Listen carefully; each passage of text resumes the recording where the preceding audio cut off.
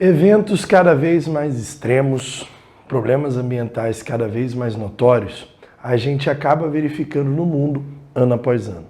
Chuvas mais intensas, frios mais intensos, uma série de questões de fato precisam ser resolvidas frente ao padrão mundial.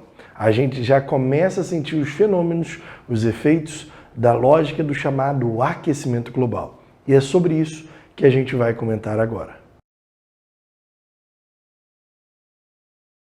Quando a gente fala do aquecimento global, vocês têm que entender que o aquecimento global ele é uma intensificação de um efeito natural chamado de efeito estufa.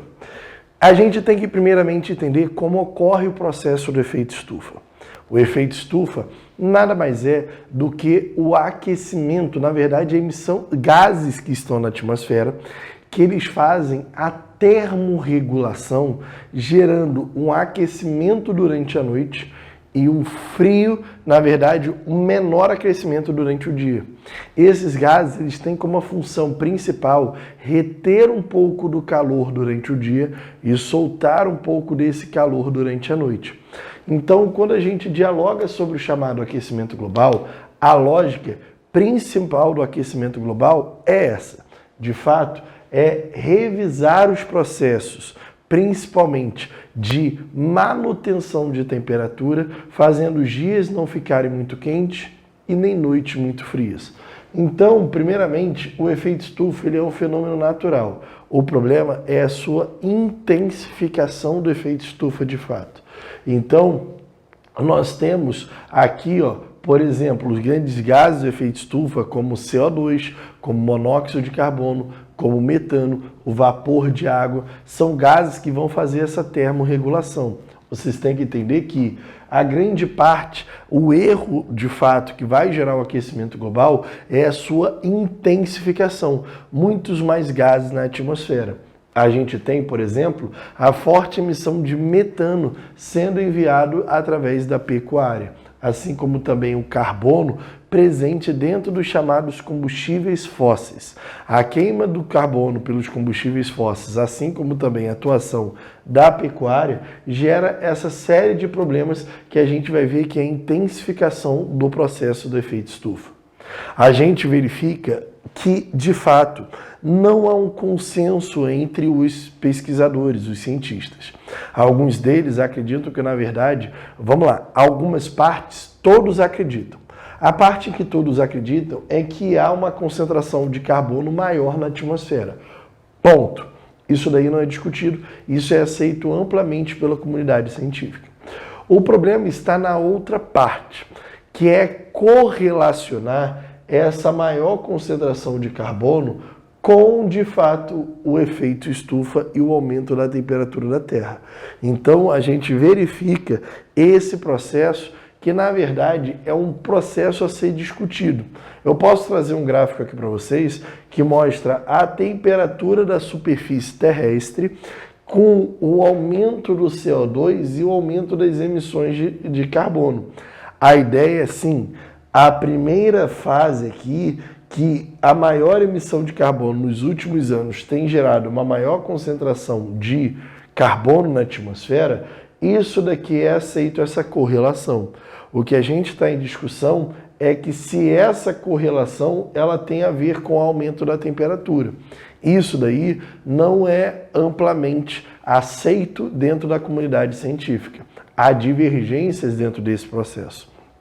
Claro que a gente vai analisar alguns dados que são extremamente preocupantes. Por exemplo, desde o início da medição em 1880, o Brasil teve, por exemplo, 2023, o ano mais quente. Depois, o anterior a esse foi 2010, 2014, sendo o ano mais quente de fato, desde o início da sua medição em 1880. Posso citar o caso que de 97 a 2010, nós tivemos os 10 anos mais quentes de toda essa medição. Então, eu estou falando aqui para vocês, claramente, que ano após ano, a temperatura, por exemplo, como a temperatura da superfície da água, ela tem ampliado a sua temperatura, principalmente nas áreas tropicais, ampliando a ocorrência, por exemplo, de eventos mais extremos, como o caso de furacões, tornados, ocorrências intensas nas regiões das zonas tropicais, geram uma diferença de pressões e águas muito mais quentes que o normal, gerando processos catastróficos para a sociedade. Então, a gente começa a debater principalmente através do chamado IPCC, o Painel Intergovernamental de Mudanças Climáticas ligados à ONU, onde eu tenho uma série de cientistas como biólogos, meteorologistas, geógrafos, que vão estudar os impactos ambientais, os impactos no meio ambiente das ações humanas, principalmente relacionado à atmosfera. A gente pode citar, por exemplo, os estudos sobre eles, sobre a chamada camada de ozônio, sobre os estudos deles para o aquecimento global. Então, o IPCC ele é o grande responsável por criar, de fato, projeções. Se a gente continuar emitindo da forma que a gente está emitindo, como será em 2060? Como será em 2100? É através desse painel que a gente começa a anotar as projeções e começa já a criar uma série de medidas mitigadoras para reduzir esses impactos no meio ambiente. Então, o aquecimento global se trata nada mais do que intensificação do efeito estufa por causa da grande concentração de gases da atmosfera emitidos pela queima de combustíveis fósseis e também pela pecuária, a questão do carbono e a questão do metano. Partindo desse princípio, a sociedade ela tenta de alguma forma estabelecer novas medidas para evitar o grande impacto do meio ambiente, principalmente em relação ao carbono.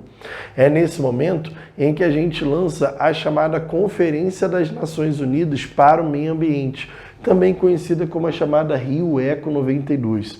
Essa Rio Eco 92, a gente vai reunir quase 170 países apenas no Rio de Janeiro para debater algumas questões ambientais, principalmente relacionadas às questões climáticas. Também vão ser discutidas questões sobre biodiversidade, questões sobre o homem, e nesse momento, 2 documentos vão surgir, a chamada Agenda 21, com uma série de metas, principalmente compromissos sobre biodiversidade e questões climáticas, e do outro lado, uma série de recomendações das chamadas ONGs, conhecidas chamadas Cartas da Terra.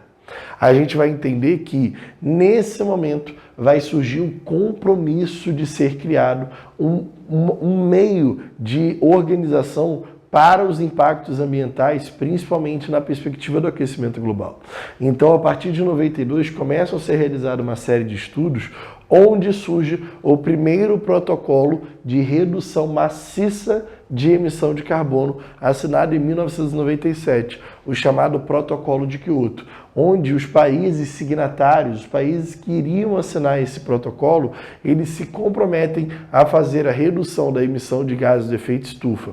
Os Estados Unidos não assinam isso. Os Estados Unidos ele não assina o protocolo, de fato, gerando o menor impacto, porque aqui eu tinha a nação que mais emitia carbono. Se a nação que mais emite carbono não está, isso gera um pouco impacto ambiental, na verdade, um pouco impacto político sobre as lógicas ambientais. Na Rio+10 e Rio+20, foi criado 2 reuniões para discutir principalmente essas questões da Rio Eco 92, com uma ideia de revisionar.